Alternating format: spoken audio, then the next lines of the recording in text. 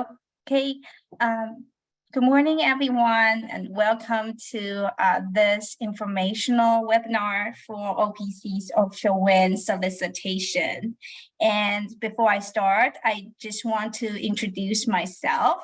My name is Yihui Wang, the offshore wind program manager at OPC. And today I'm joined by two amazing colleagues, Ben Dorfman.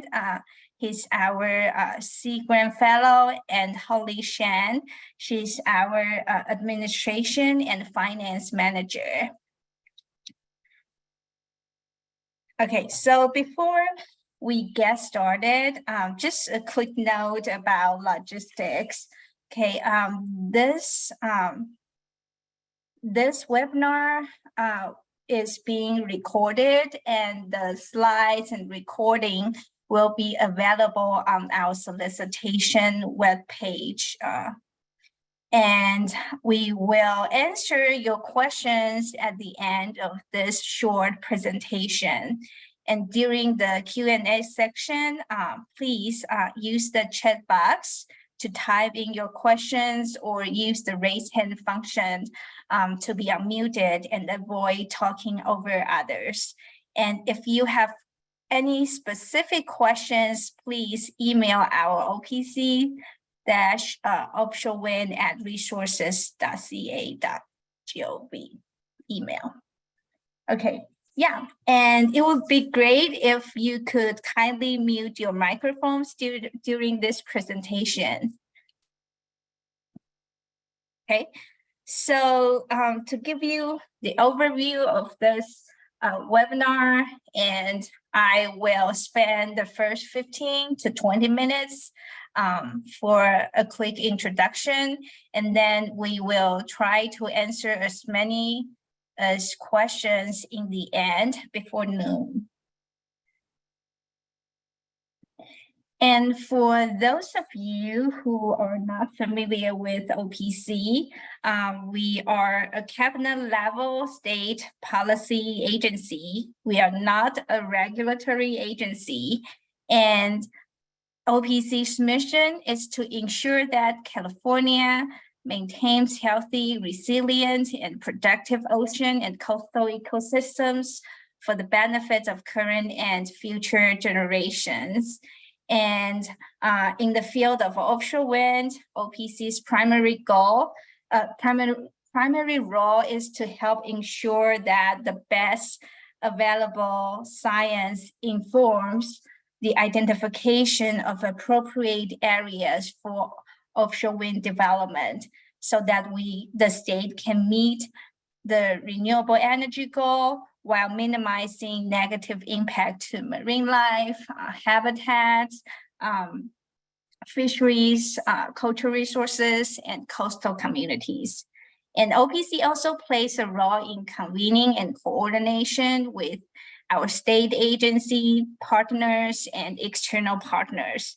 So OPC is at the intersection of science, policy, and management.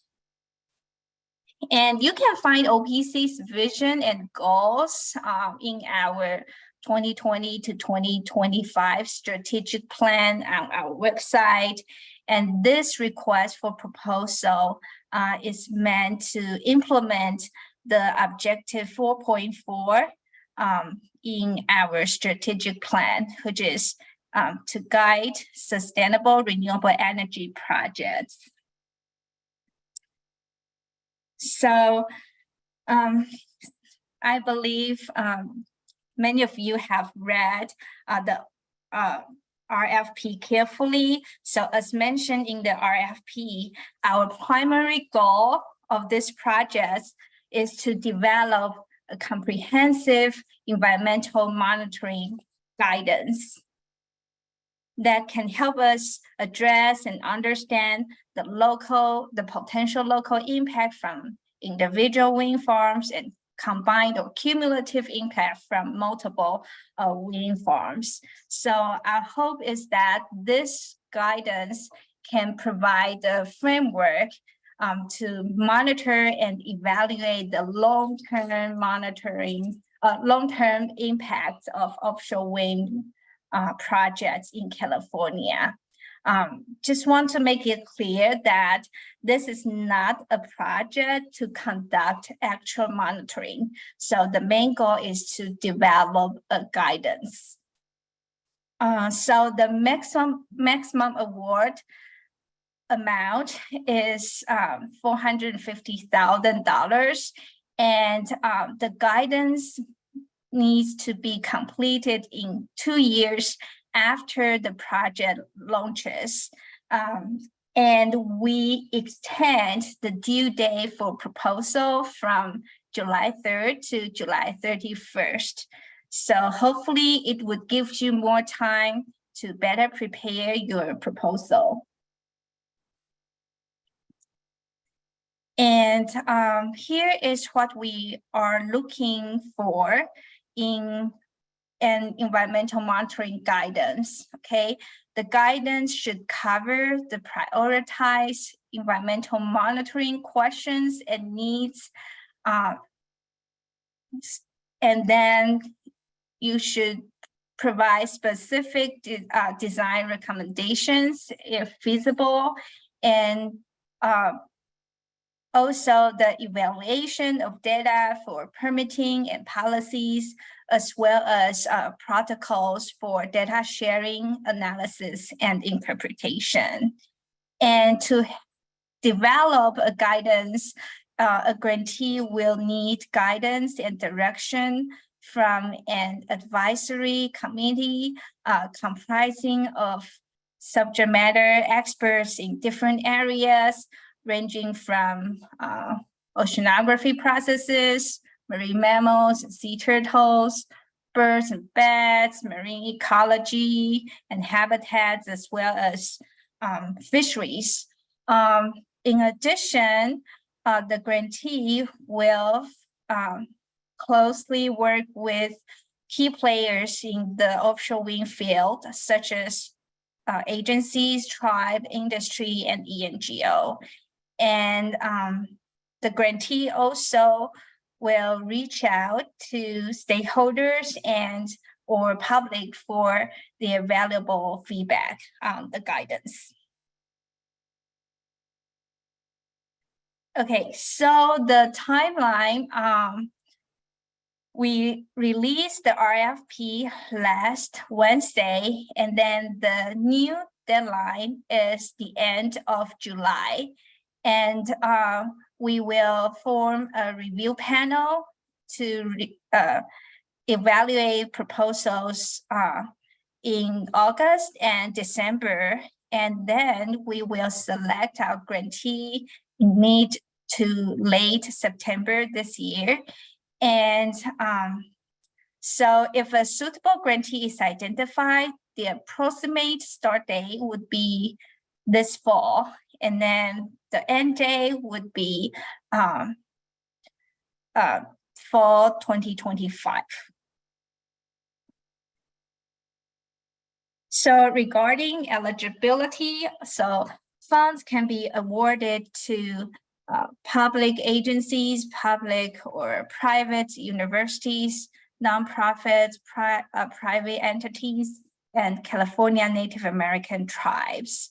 And to make it clear, as this project must benefit the state of California, priority will be given to California applicants. And we will also consider out-of-state applicants. But please note that this project doesn't allow international applicants and partners. So the application process is simple and easy to follow. To begin, read the RFP carefully. And if you decide to submit the proposal, please use the proposal template provided on our solicitation webpage. And the template has the instructions on how to prepare your proposal. And once you complete your proposal, please make sure that all the required materials like proposal and letters of support are compiled to one single PDF file, and then just send the PDF file to our Offshore Wind email before the deadline. And any late proposal will not be considered for review. And you can find all the information in our solicitation webpage. So just a quick proposal overview. So if you look at the proposal template, they are 8 sections, and you would devote most of your efforts to from section 3 to section 7. And so to help you prepare for your proposal, make sure you check out the objectives and the evaluation criteria listed in the RFP. And it would be great if you don't exceed page limit for individual sections. So we will be answering your questions right after this slide.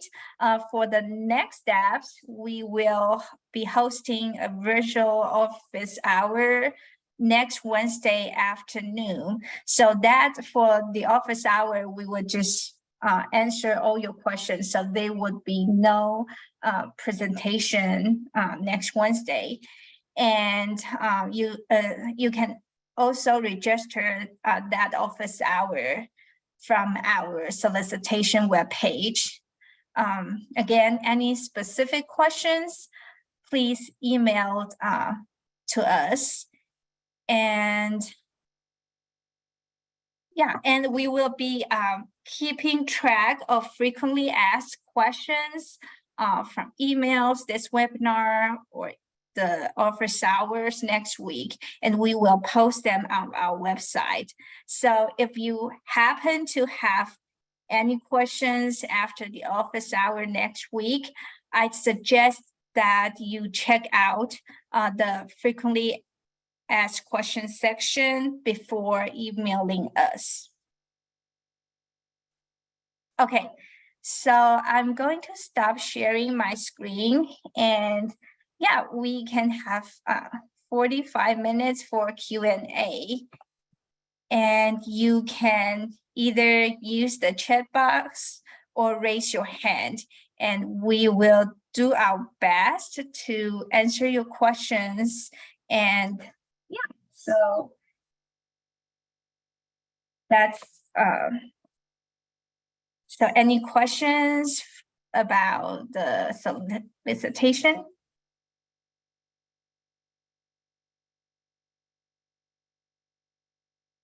Anyway, I'd like to confirm the 5 p.m.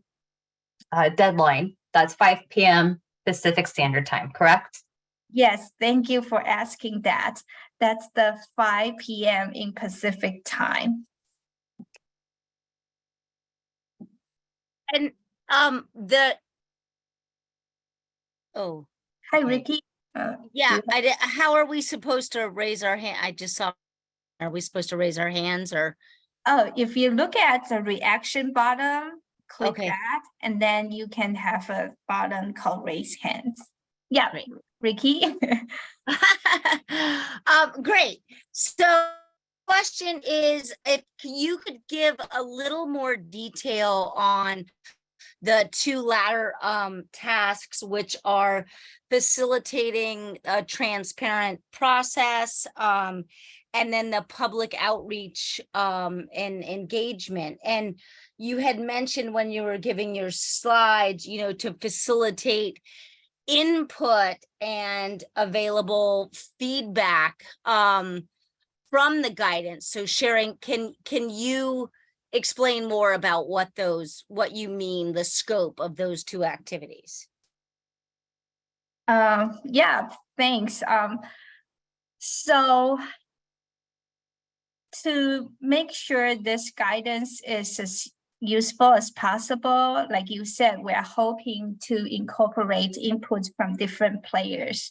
So that's why we believe it's critical to work with stakeholders, agencies, tribes, and ENGO. And we are pretty open to the scope of coordinations. Yeah, so we don't have like a specific limitation to the scale. So that's why we call for this, we have this call because we want to gather great ideas for us to help better achieve our goal. And for the outreach,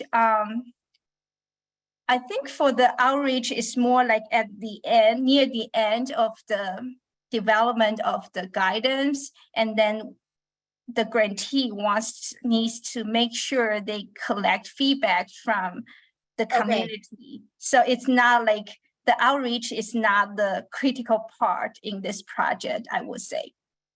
But it is, so part of the project is developing some sort of a draft document that then is widely disseminated to a diverse representation of the stakeholders who provide input, and we modify the guidance to incorporate that input and then send it back out. Is that? That could be one way to collect feedback. So like I said, we are pretty open to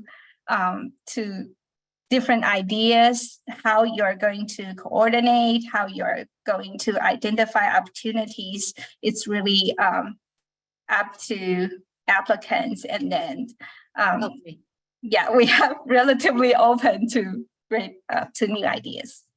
Gotcha. Thank you. Thank you for your question. Any other question?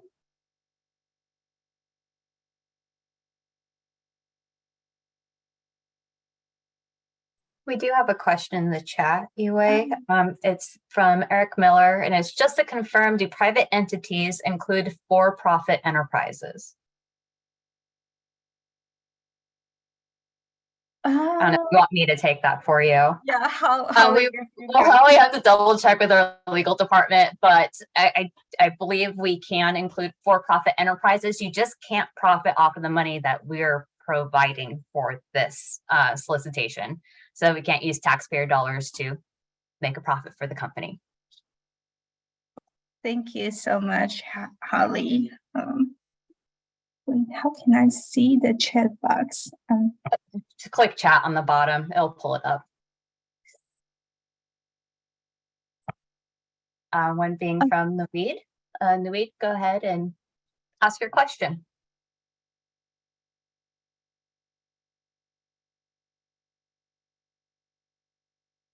You're still unmuted. You're still muted. Well, if we want, we can. Protect America. Oh, there we go. Yeah, we can hear you now. Can you hear me? Sorry, yes. My internet is being dodgy today. So restarting that, Naveed from Elected Officials to Protect America. Couple of questions. First one being, would you be kind enough to send out the recording for this webinar to our emails? 1, 2. I've been having some technical difficulties downloading the proposal template. Would it be too much bother if I sent you guys an email and asked for a copy of the file? Could do that. And yeah, that's just about it. I have other questions that I think will pop up, but I'm gonna try and make sure that I share them with you as per instructions going forward. Thank you. So for your first 2 questions, yeah, the video of this meeting will be posted to OPC's solicitation web page. So later by our communication manager. And then of course, if you have trouble of downloading the template, please email to our offshore wing email, and then I can just send you the template.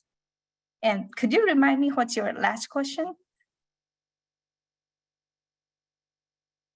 Oh, sorry. Those were the two questions that I had now. Okay. I might have technical questions, but I'll get to before the deadline. Yeah. Thank Yeah. you. Yeah, no problem. Yeah, like I said, another opportunity to ask questions is next Wednesday, the office hour, and you can always email us. Thank you. So I guess I saw Colleen's hands up. Hi, good morning. I see Ricky's hand is up as well. She was first in the queue if you want to turn to her, but Go ahead. another one. Okay, I don't know if that was a residual hand or a new hand, Ricky. No, it's another hand. Oh, okay, sorry. Ricky. Busybody me. That's great. Questions are great. Thanks, UA, for going over that. I had a question on, there are a lot of related monitoring resources from various parties that have been developed or are in different stages of development. For example, the monitoring recommendations that the ENGOs put together. I was on a webinar this morning from New York. There's some familiar names that I saw on that webinar here too that could provide more detail, but that was kind of more process oriented around what to do with monitoring recommendations. So I'm wondering if OPC has some resources compiled already that they could share with applicants for this RFP, or if they're going to kind of rely more on the groups that are applying to find those resources and bring them together, just knowing that there's a library that already exists. I'm sure it's hard to keep track of all of them, but will those be shared with whoever ends up getting this project? Yeah, thank you, Colleen, for that question. I will bring this question back to our team and discuss. But as you said, it's really challenging to keep track of like existing guidance or ongoing studies. So yeah, for now, my answer is OPC has limited capacity to do the work to compile all relevant informations, but I will bring this question to our team for more discussion. And if we have any updates, I will make sure it's posted on our website. And then looks like next hand would be Ricky. Not sure if it's the same question you have in chat. If it is, just let us know so we can skip it in chat. Yeah, you can skip it in chat. My question is the scope of monitoring.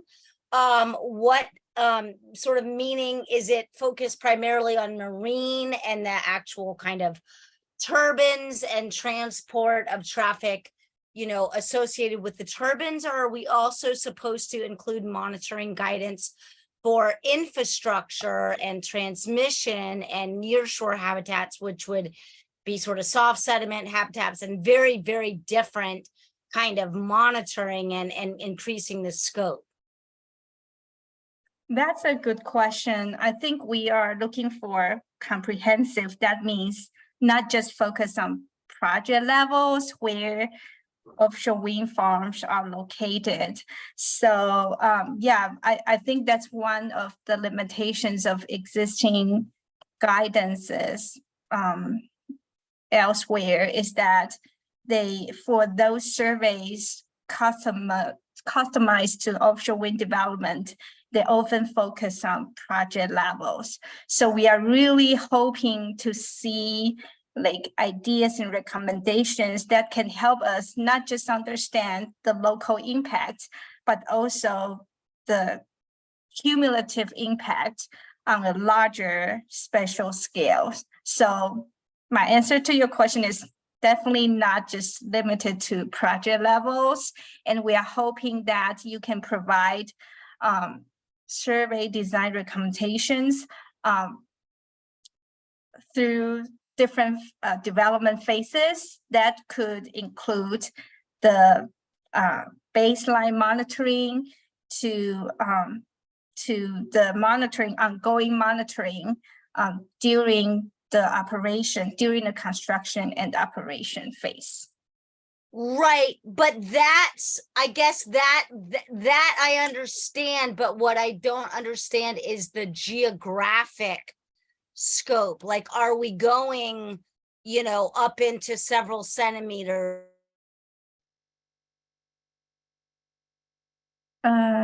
Ricky, you Yeah, are let's- frozen. Pros, yeah. Infrastructure and, transfer stations and that kind of thing. Sorry, Ricky, could you repeat your question? You was frozen before. Yeah, sorry. My question was, are we going up into several centimeters of water and providing guidance for like sub-base stations, on land and the construction associated with that? Or is it limited to the offshore? When you say centimeters above the ocean surface, No, I mean centimeters depth of water. So you're Oh. like in Humboldt Bay where the, transmission and subs, like, is monitoring guidance like going that far?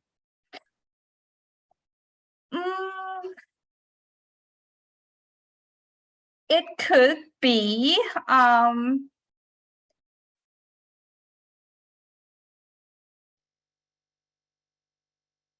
I would say you can include that information.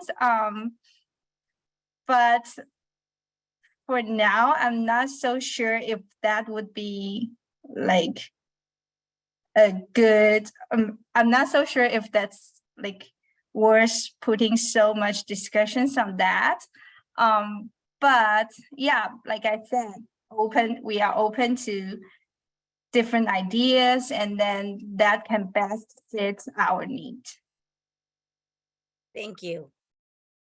And then Iwe, we had a couple of chat questions. One I responded to in writing, but I'm not sure if everyone's in chat, but the question was, is markup on subs allowed to cover administrative burden? The answer is, we have a 15% overhead allowance. We can't condone markups to try and circumvent that cap. But we also, if we don't see it, we don't know it happens, but we can't say yes to that. But do know that all costs from your sub to you does require backup documentation and proof of payment for that backup documentation. So just keep that in mind.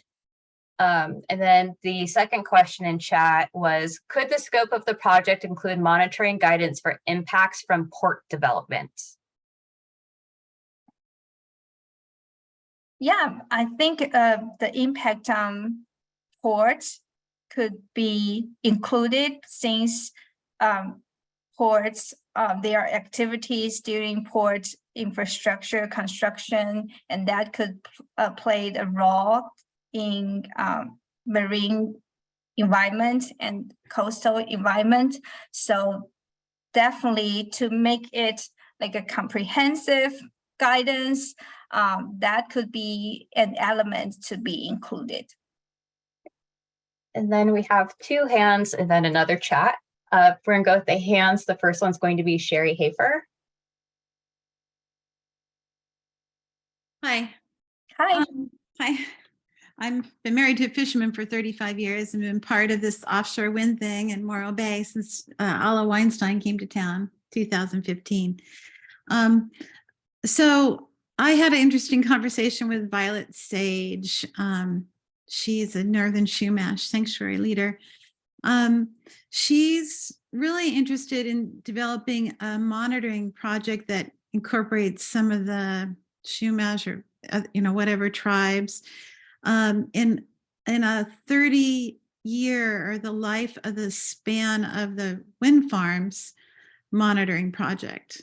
One that just is carried on, yearly or bi-yearly or whatever, a regular monitoring project that, collaborates with the commercial fishermen, and, they go out and they get catch per unit effort data and, different areas and work together. I thought it was an interesting idea, but she was just really interested in the long-term monitoring, not just a 2-year project, So I guess my question is OPC committed to funding a monitoring project that lasts the life of the wind farms? Because that's really the anything that's worth any value really is if we can see, get a baseline data, see what's going on while they're operational, and after that data. So that's my question. Yeah, Sherry, thank you for your question. Just want to clarify. So this project, this is a 2-year project just for developing the guidance. So it's not a project to go out and conduct baseline studies. And yes, OPC is committed to support science studies that can help inform our decision-making for offshore wind development. So if there are grants allowed, and then we will definitely consider any way to help support the long-term monitorings.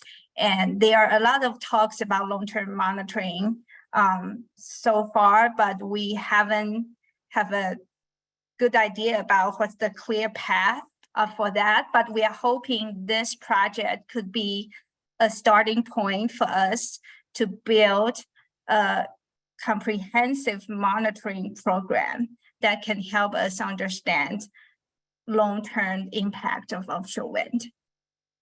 Okay, thank you. Thank you. Looks like our next question's from Kate, and then we'll go back to chat if that's okay. Great, thanks. Hi, thanks for hosting this session. I'm following a little bit on Sherry's question about engaging with the Chumash and with other tribes. So the solicitation doesn't specifically bound what the term environmental means, but there's no mention of socioeconomic data. However, if we're going to be potentially involving community groups and in particularly tribes, then the definition of what is the environment and what types of things should we be monitoring over the short and long term can be very expansive and not necessarily just kind of traditional oceanographic variables. So I'm curious what you're thinking about in terms of socioeconomic data. Is there a role for it in this solicitation, and how tightly are you trying to bound the set of environmental variables that you want included? Yeah, that's a great point. So for this project, we said environmental monitoring, but if you look at the RFP, we actually also consider fisheries, which is more like a socio-economic piece. So I would say, yeah, we would definitely like to include socio-economic piece like fisheries, but maybe not so much on cultural resources because there already other projects work on cultural resources piece. So hope I answered your question. That's fine, thanks. And we have a question in the chat. It seems that the goal is to obtain monitoring guidance for a cumulative impact, but I'm a little confused on what kind of guidance this proposal seeks. Is it specific to species, or is it all encompassing? In other words, can you better define monitoring guidance? Yeah, that's a great question. So again, we are open to your ideas. So that's why we don't specify what species particularly, but we are hoping to see monitoring guidance in different areas, like I mentioned before. That could be oceanography processes. We want to see not just a particular species or particularly category group, I should say that. So that would include oceanography processes, marine life, like marine mammals, sea turtles, birds and bats, and etc. that you can find in the RFP. And in terms of monitoring guidance, we're actually hoping to see in the guidance that developed can tell us some specific survey design recommendations with more details, like for the questions, prioritized questions the grantee identifies. How can you answer that through the monitoring designs? Like, could you tell us like the scale, the timing, the sampling methods that can help us answer the prioritized questions you address? And then we had a follow-up question to the overhead chat question, which is, are you saying we're required to pay subs prior to invoicing OPC, or that after we pay them, we send that proof of payment as follow-up with OPC? The state pays in arrears. So all payments made to you would be after you accrue the cost, whether it's paying a sub, purchasing equipment, accruing your own personnel time. All of that is submitted to us on a quarterly basis, and then you are reimbursed. And other than that, I don't see any hands or additional questions. So any other questions? Last call for the questions. Yeah, if there isn't any questions, I guess we can end. Oh, I see a new. Oh, we can end this webinar. And if you come up with new questions, feel free to email us or join our office hour next week. So I will just want to thank you for attending this webinar, and hopefully I answer some of your questions, and hope you have a good day. Thank you.